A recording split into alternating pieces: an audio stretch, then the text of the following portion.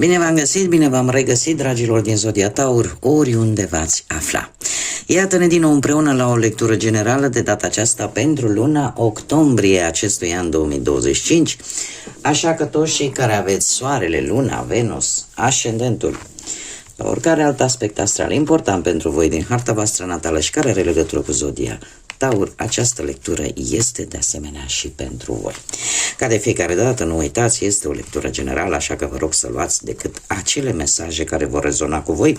Restul lăsați-le să zboare în univers, pentru că sigur sunt pentru alte energii, care într-o mai mică sau mai mare măsură au o legătură cu Zodia Taur. Înainte de a începe lectura propriu-zisă, eu deja am scos aceste cărți din oracolul frunzelor de ceai, așa cum v-am obișnuit, mulți dintre voi știu lucrul acesta, dar reprezintă, să vedem așa, pe ansamblu cam, cu ce vine fiecare săptămână, ce este un pic în evidență în această lună octombrie. Dar înainte de a începe, mi-am propus să vă spun din punct de vedere astrologic cu ce vine această lună octombrie. Dragilor, octombrie vine cu o energie intensă, dar într-un fel, cum să spun eu, nu ostilă. Este o lună fără, să zicem, prea multe evenimente astrale importante, cum a fost, de exemplu, septembrie, da? Unde am avut acele eclipse importante, atât de lună cât și parțial de soare, și la care încă simțim efectele. Dar această lună a lui octombrie ne invită la foarte multă determinare, dar non-agresivă cumva. De ce spun acest lucru? Păi avem încă de la început evenimente așa importante, haideți să le zicem pe cele mai pozitive, da? Avem o lună plină în berbec, care e adevărat vine cu cum să spun eu, cu inițiativă, cu dorințe de a începe lucruri noi, de a vă exprima opinia, de a vă exprima părerea, credințele pe care voi le aveți, principiile voastre de viață, dar să le exprimați și să vi le apărați într-o formă inteligentă. Da? Avem un Mercur în Scorpion încă de la începutul lui octombrie. Un Mercur în Scorpion care spune în felul următor: e momentul începerii unei etape de reflexiune foarte profundă.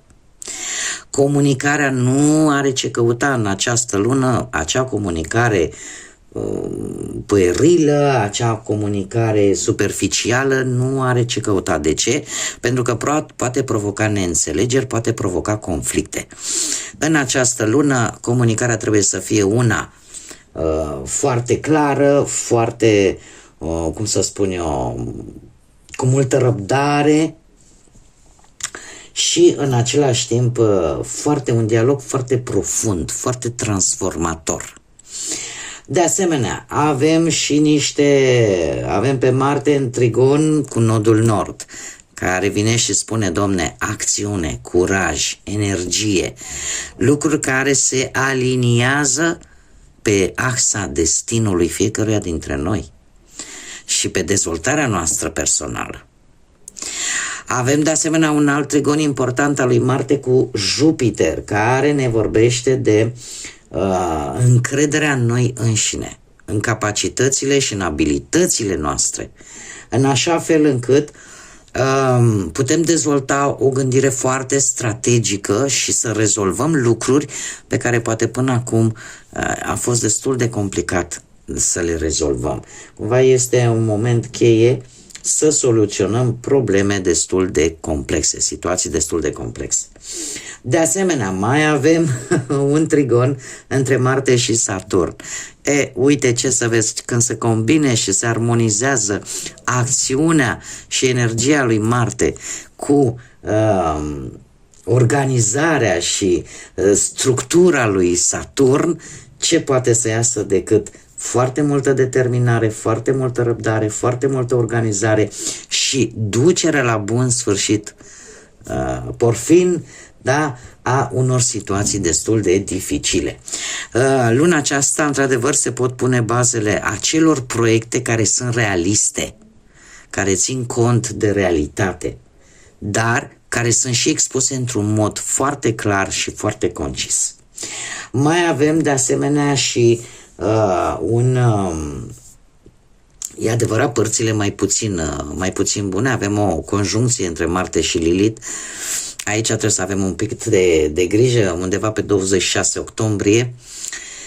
De ce? Urlă ceva în noi, urlă o furie, urlă o dorință de răzbunare, poate, la unii dintre noi, și această conjuncție poate face ca unii dintre noi să explodăm efectiv și să nu mai putem să ținem toată această energie negativă, toată această nedreptate care poate ni s-a făcut la un moment dat în interiorul nostru și să o scoatem la suprafață. Așa că cumva mare grijă și cum o facem. Și mai avem o quadratură între Jupiter și Chiron, care de asemenea eu consider că este importantă de știut, tot așa 23 octombrie, cred că, apare un conflict intern. De ce? Jupiter, marele benefic, vine cu expansiune, vine cu optimism și ce să vezi? Vine Chiron. Vine Chiron care spune, știi, situația aia de acum nu știu cât timp pe care n-ai rezolvat-o, rana aia pe care tu nu ți-ai vindecat-o din cutare relație, e posibil să apară, dragilor. În a doua jumătate a lui octombrie să apară situații diferite pe care voi nu le-ați rezolvat, pe care le-ați lăsat nerezolvate cu gândul că vor fi și uitate. Uite că din păcate sau poate chiar din fericire această quadratură vine și îți aduce aminte, nu, aici trebuie vindecat, aici trebuie încheiat pentru a avea un început sănătos, o bază solidă. În ceea ce vă privește pe voi, dragilor, din Taur, special pentru voi, toate aceste lucruri, vă cer să înțelegeți și să faceți o diferență între a vă adapta, că nu e același lucru, cu a te pierde în fața unor situații. Sunt lucruri total diferite. Este posibil să simțiți o anumită incomoditate atunci când anumite circumstanțe își cer mai multă flexibilitate decât în mod normal. Voi fiind un semn fix, e complicat cu flexibilitatea asta. Și atunci când anumite circumstanțe ți-o cer, deja îi devine incomod. Cum de asemenea anumite situații ce păreau stabile, da? Sau poate chiar erau stabile, sau poate, adică orică erau stabile, orică păreau decât stabile, se pot destabiliza, ce să vezi. În această lună. Ce ar mai fi de spus? Faptul că în relații nu așteptați ca tăcerea voastră să fie înțeleasă. Nu este momentul oportun pentru asta. Comunicarea este una foarte importantă în această lună, octombrie, da? Așa cum bine am văzut cu acest Mercur în Scorpion, comunicarea trebuie să fie una reală, trebuie să fie onestă, trebuie să fie clară.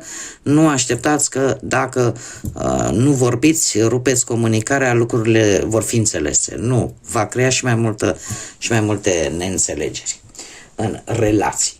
Cum de asemenea ar trebui pe planul financiar să vă revizuiți un pic finanțele și prioritățile în ceea ce privește banii.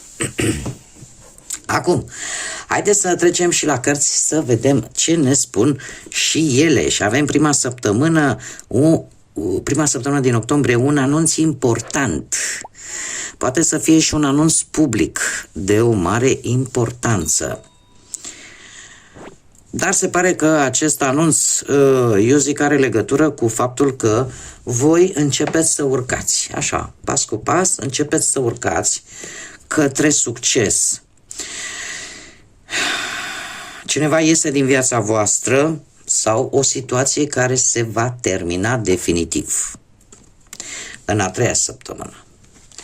Și în a patra săptămână, dragilor, deja în a patra săptămână voi veți fi pe o poziție de autoritate, orică veți obține un post în care autoritatea voastră își va spune cuvântul, orică pur și simplu veți fi într-o situație în care veți avea un cuvânt important de spus.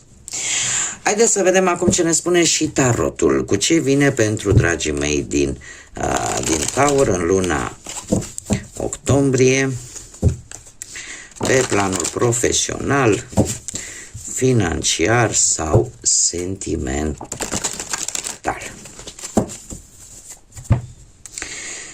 Și cum luna lui octombrie e vorba de înțelepciune, am decis să folosesc acest tarot al bufnițelor înțelepte. Dragii mei dragi, nu știu ce vroiați voi să... Pe partea asta a muncii, trebuie să vă spun că vin lucruri și schimbări bruște, neașteptate, nici nu vă gândiți la ele.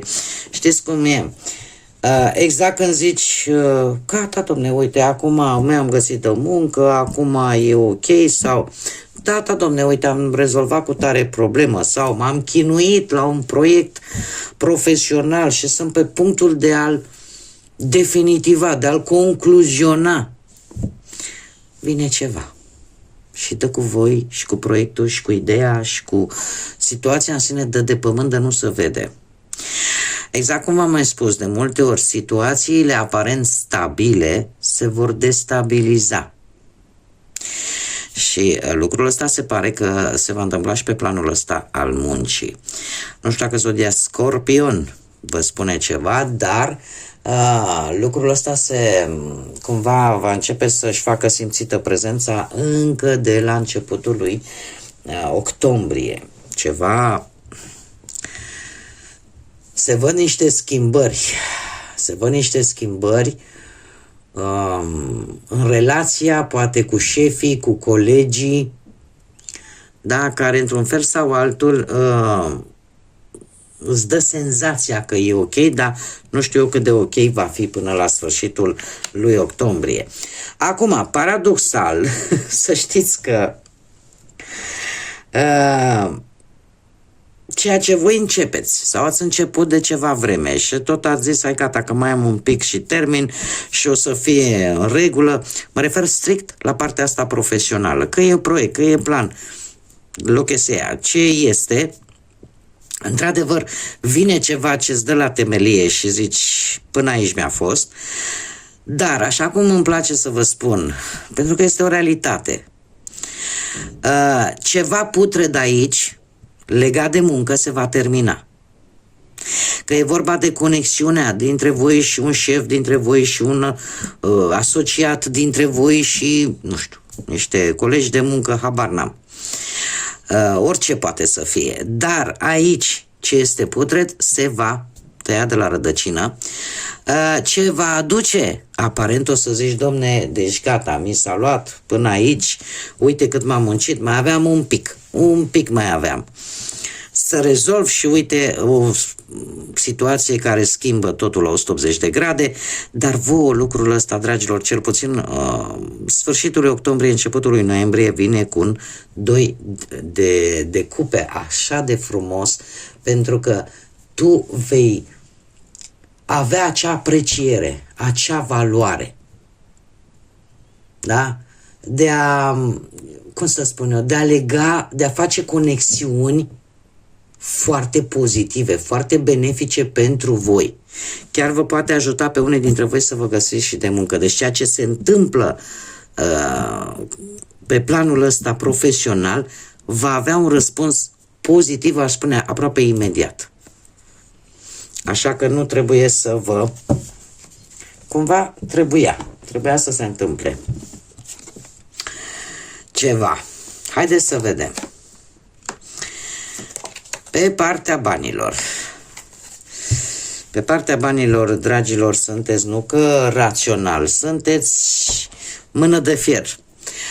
Avem o regină de spade, nu știu dacă apare implicarea zodiilor de aer, Gemeni, Balanță, Vărsător, dar ori este cineva destul de puternic în planul ăsta financiar care joacă un rol important pentru voi pe partea banilor. Dacă nu, poate unii dintre voi aveți un ascendent într-o zodie de aer, Gemeni, Balanță sau Vărsător, dragilor, voi se pare că sunteți inteligenți, nu dați, nu cheltuiți impulsiv, sunteți acolo, cum am mai spus, mână de fier pe partea banilor.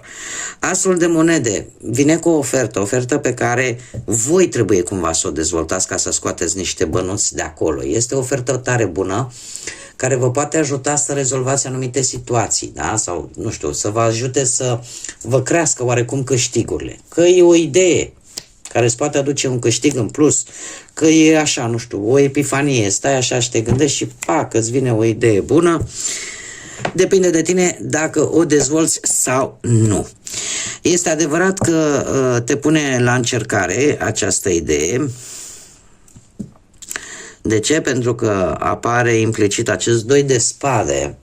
Un 2 de spade care își cere foarte multă prudență și echilibru și un control al bănuților destul de, cum am mai spus, mână de fier. Posibil unii dintre voi, din teama de consecințe, poate să nu puneți neapărat în aplicare această idee. Chiar dacă ea pare viabilă, chiar dacă ea pare promițătoare. De asta am spus că depinde foarte mult de ce decizie veți lua voi. Dar este cumva o decizie care implică nu numai datoria voastră. Și nu mă refer la o datorie de bani. Mă refer la responsabilitatea probabil financiară pe care voi o aveți atât pentru voi cât și poate pentru alții din jurul vostru și ceea ce voi vă doriți. Așa că nu va fi ușor de ales. Dar sunteți economici, sunteți rațional, știți, vedeți care este situația și sunteți precauți. Haideți să vedem pe plan sentimental cei care sunt deja într-o relație. Dragilor, sunteți foarte conștienți că depind lucrurile în relația voastră, depind foarte mult de voi și de ce responsabilități vă asumați în relație. Acest 10 de bâte mie îmi spune că există o luptă care se dă în unele relații unde voi v-ați putea regăsi, o foarte mare luptă de a salva relația, poate. Sau o supraîncărcare. O supraîncărcare de responsabilități în ideea că eu trebuie să fiu acolo, trebuie să fiu trup și suflet, trebuie să o fac și pe aia, trebuie să o mulțumesc și pe ailaltă. Cumva vă abrogați acea idee că totul depinde de voi și că voi sunteți singurii care le puteți rezolva. Totuși, am un 7 de cupe, care în general îmi vorbește de iluzii. Eu aș zice că pentru unii e posibil să vorbim și de o relație la început de drum, în care totul este roz, totul este așa, cu capul în nori, să zic. Dar, dacă nu vorbim acest gen de relații, atunci, cumva, eu aș spune că e ca și cum ai zice, eu pot să rezolv asta, pot să o drec pe asta, pot să aleg, pot să fac alegerea care trebuie pentru relația voastră. E o implicare, aș spune,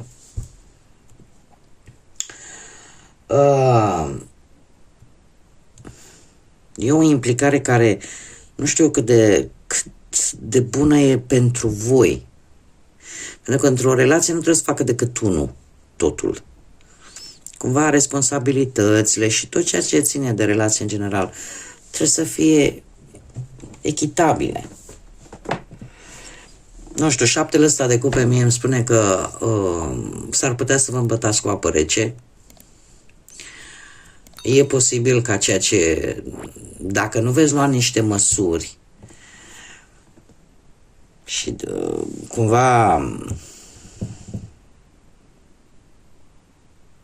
depinde de voi ce alegeri faceți. Depinde foarte, foarte mult de voi ce alegeri faceți.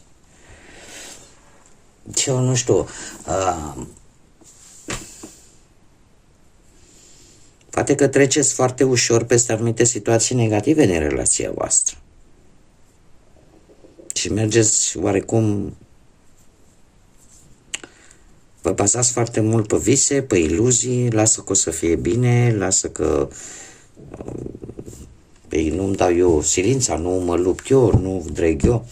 Nu știu dacă aceste lucruri la un moment dat, știți cum e când cobori din nori la realitate și când te lovește realitatea, este destul de complicat.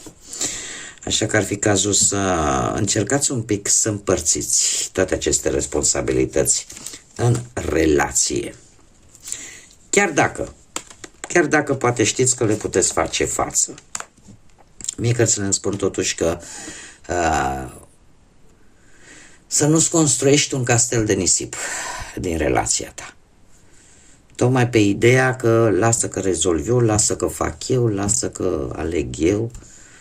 Și posibil, totuși, alegerile nu, suntem sortiți greșelii.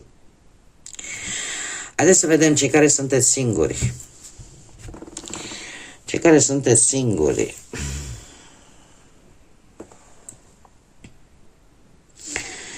Eu aș zice că, nu știu, un apel telefonic, o veste,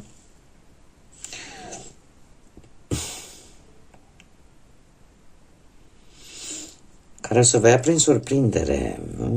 Apar zodii de foc, berbec, leu, săgetător. Dragii mei dragi, am o încercare, eu aș spune destul de sinceră apare, de a reîncepe din nou o relație. Din nou o relație din trecut. Doar că, desigur, avem acești 7 de bâte care vine și spune stai așa că nu mai e chiar așa. Că mai sunt persoane implicate. Acum nu știu dacă sunt din familie, eu tind să cred că sunt din familie. Care, pe ce cauți? Nu ai ce să mai cauți. Nu mai ai ce să te întorci la Cutărică Cutărescu. Totuși, trebuie să vă spun că această persoană știe acest lucru. Te vei lupta, ca să zic așa, cu ai tăi, într-un fel sau altul, sau cu persoanele din jurul tău. De ce? Pentru că cumva încerci pe de-o parte să-i mulțumești și pe ei, ai și o anumită teamă și o anumită îndoială care sunt perfect normale, da? Doar că se cere curaj. Iar persoana asta, energia aceasta care încearcă cumva să revină în viața ta, știe acest lucru. Dar este cineva care nu se va da bătut. Trebuie să vă spun că deja se gândește pe termen lung la o relație, probabil, și are sentimente de grijă, de protecție pentru tine, și care, eu aș spune că nu are frică de niciun fel de provocare. Haideți să vedem ce inițiale de nume, prenume, pseudonim sau porecle de persoane cu care voi puteți interacționa sau care vor avea o anumită importanță de-a lungul lui octombrie. Și avem litera F, litera A, încă o dată litera A, litera R, C, Z, G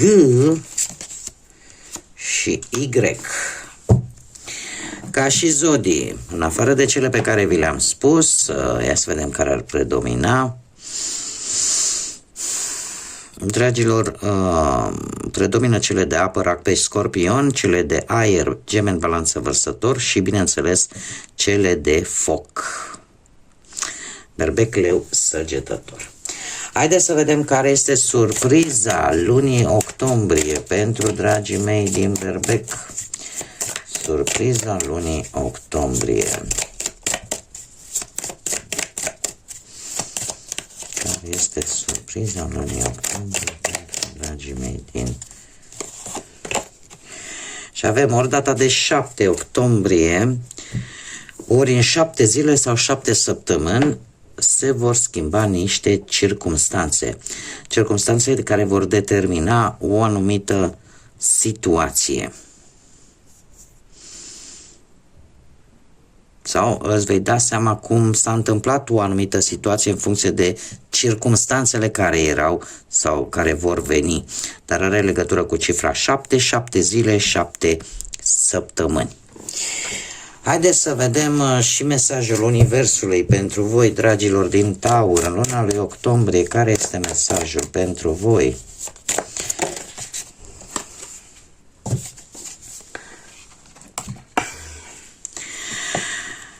Dacă lumea bârfește despre tine și împrăștie tot felul de rumori, nu le urma. Nimeni nu merită să scobori vibrația pentru asta. Lasă-i să treacă de tine. Vezi decât ceea ce este important de văzut, pentru că fiecare reflectă acea durere. Fiecare, da, scoate în exterior durerea sa,